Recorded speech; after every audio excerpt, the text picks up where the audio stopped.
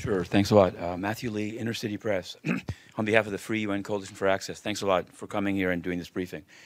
I had other questions, but in hearing the presentations, I couldn't help noticing Finland showing up in two of them. And I'm wondering, in the sense of, you said that Finland is funding the Kenyan Forest Service, and then you said that Finland has changed its laws so that to prevent fishing in state lands. Is there, to what degree does a conference like this allow groups, can you work together on this? Is it, how does the Declaration of Indigenous Rights apply to the things the steps that Finland has taken? And I had one question about Bangladesh. It's ironic because these days Bangladesh is getting a lot of praise from the UN for its accepting Rohingya refugees, but it sounds like from what you're saying they're using the same arguments Myanmar is using, saying you're not really from here, or be quiet. And so I'm wondering, what do you make of that? Do you think that it makes it even more difficult to get your message out given the praise? And do you think, I've heard before in the Chittagong tracks that given what the military does, that maybe the UN should reconsider using Bangladesh soldiers as peacekeepers. It's a major profit center for the country. Do you think that there are practices of the Bangladesh military that should be considered more closely by the UN before the payments keep coming? Thanks a lot.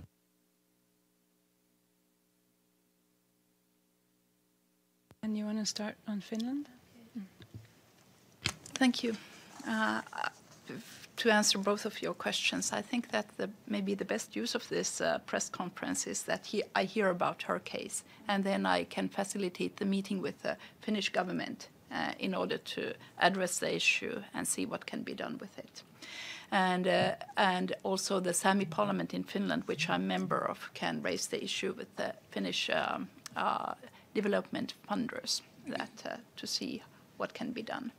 And there is, as we all know, there is free press in Finland, and they are interested in these stories. That it's good that it gets across there. But it is very important that we address the donor countries in these situations. Maybe this is one of the best examples of indigenous to indigenous cooperation. Developed is practiced there, and where we can help each other globally. Thank you.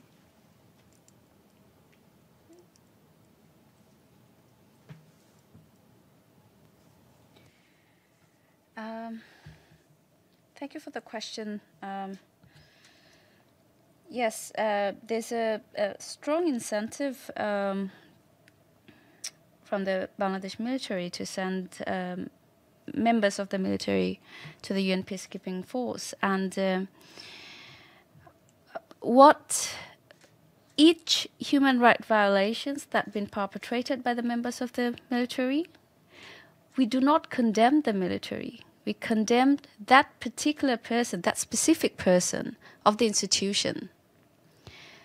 But we are always saddened to see that how military as an institution takes into account that that person is not a person. The person represents the institution, and they take it so personally. And it shouldn't be the case.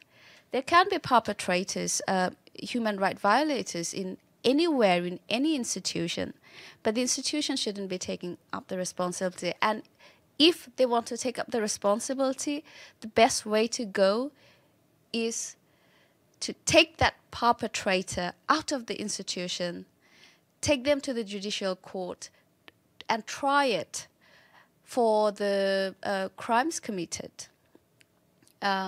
So yes, even with this Marma Sisters case that I was involved in, they tried, the whole institution, the whole establishment tried to cover it up because perhaps, I don't know what the thought process is, but we can guess that they took it as a threat to the institution, the establishment, the army establishment, which shouldn't be the case.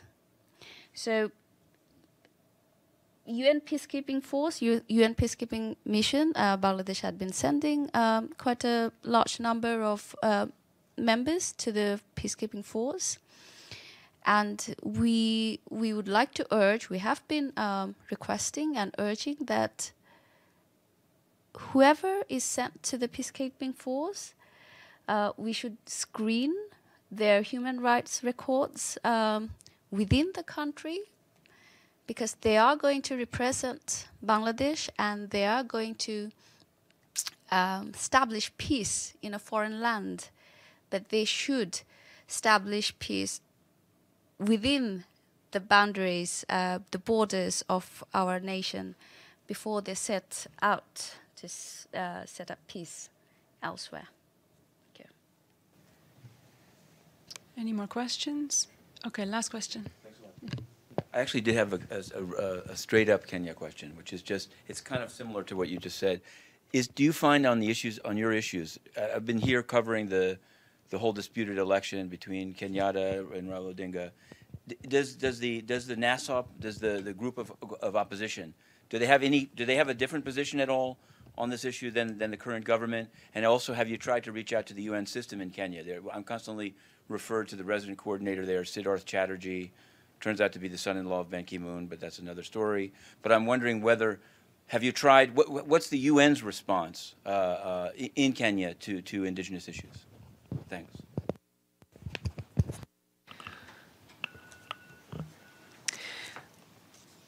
I have never heard from the resident coordinator himself addressing the indigenous issues, especially the Senghor indigenous people's issue directly.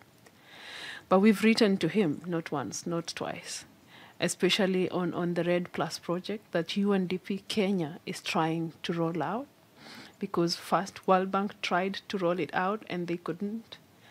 And so they just gave it to UNDP to try it out.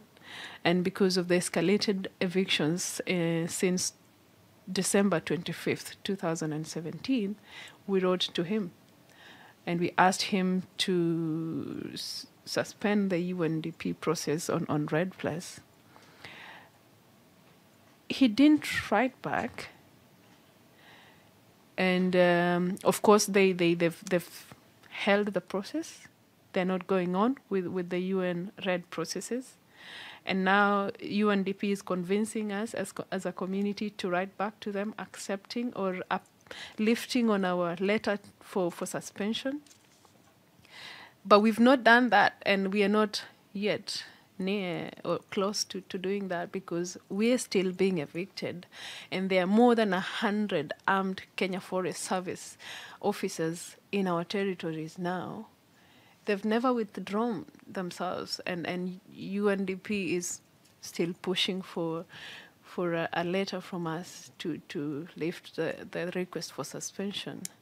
So that in itself tells that the resident coordinator, I don't know what he is thinking, but I've never heard him speak about that. About the opposition and the government, the politics in Kenya is too hot sometimes to deal with. This we would call a small issue for them. So we cannot really tell if the opposition would help in this, but the government itself is not anywhere close to willingness to help in this, because we went to court, we won a case. The court ordered that the evictions be stopped until the case is heard. So we have a kind of injunctive order from the Kenyan courts, but the Kenyan government has never respected it. We've had requests from the special rapporteur, from everywhere, but the Kenyan government is never had the requests. So the unwillingness, there's no political goodwill, so to speak. And so sad to say that in the recent past, ever since 2017 December, my community is termed as bandits. So they say we are security threat in the forest, because in the first place they said we are a threat to conservation, but that did not make it, because we could prove all the way that indigenous people actually are the best custodians of their forests, and we've done this even before the Kenya Forest Service came in.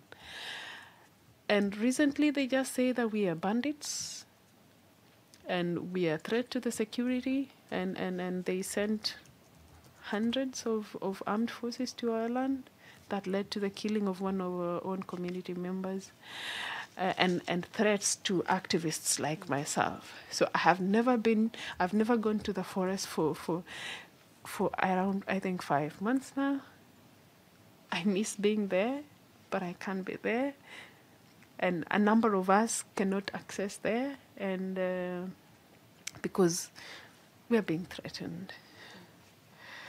And so the banditry, it's a whole move or wave of criminalization of human rights defenders and indigenous people's rights, not only in Kenya, but I think it's just a global thing. I don't know what is happening. We'll try to see whether the resident coordinator can at least answer. It's hard for us to know what he thinks since he blocks inner city press on Twitter, but that's another story again. But keep it up.